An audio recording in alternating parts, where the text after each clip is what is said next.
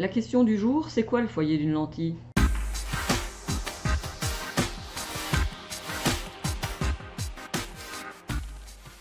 Oui, parce qu'a priori, quand on voit la photo d'un foyer et la photo d'une lentille, on se demande le lien entre les deux. Et pourtant, c'est évident.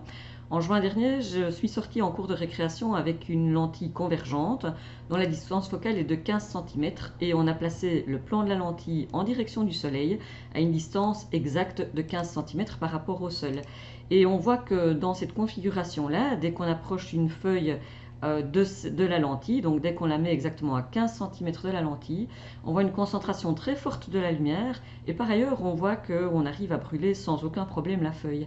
Et donc il vient de là le terme foyer, c'est parce que c'était une distance à laquelle les rayons vont être réfractés par la lentille tous exactement à cet endroit-là et donc on va concentrer une énergie énorme en ce point, tellement forte qu'on est capable d'allumer un feu, d'où le terme de foyer et de distance focale dont bien évidemment le terme focal est issu du terme foyer. Et donc quand vous ferez vos exercices, vous retiendrez ceci: quand on a une source lointaine, on émet des rayons parallèles, et si on s'arrange pour que les rayons tombent parallèlement à l'axe optique, c'est-à-dire perpendiculairement au plan de la lentille convergente, alors on sait que ces rayons parallèles sont réfractés par la lentille dans la direction du foyer image. Dans notre expérience, c'est exactement la même chose, si ce n'est que la configuration est verticale. Les rayons du soleil arrivent sur la lentille, et on place la feuille exactement à la distance focale de la lentille.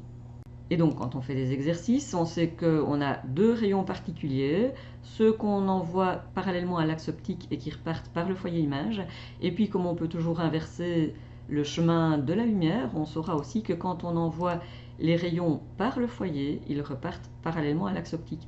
Ça, ce sont donc les deux rayons caractéristiques que vous devez retenir pour faire les exercices. Et puis bien sûr, il y a le troisième rayon caractéristique qui est celui qui n'est pas dévié parce qu'il passe précisément par le centre optique de la lentille convergente. Voilà, normalement avec cette expérience-là, vous allez retenir les trois rayons caractéristiques des lentilles convergentes et vous ferez vos exercices sans aucun problème. Si vous avez apprécié la vidéo, likez-la et abonnez-vous à ma chaîne. A bientôt, portez-vous bien.